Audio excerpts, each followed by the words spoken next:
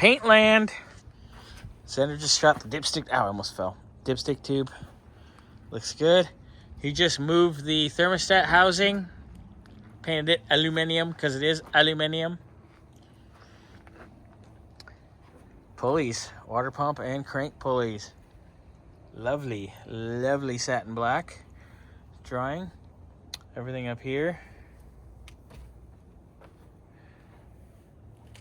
Definitely drying slower. Drying slower because it is getting cooler in the end of the day. But everything here, bracketry wise, shot with cast iron.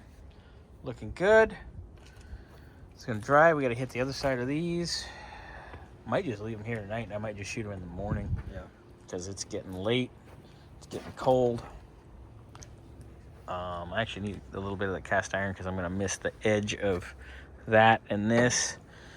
Flex plate, that's pretty much done. You can pick it up on the dry side and take it over there where all our painted goodies are. Look at your hands. You got different Ford blue. I think you're a Smurf. You're what? Smurfette called you Papi Chulo? God, we are children. All right, little mist, little light mist, looking good.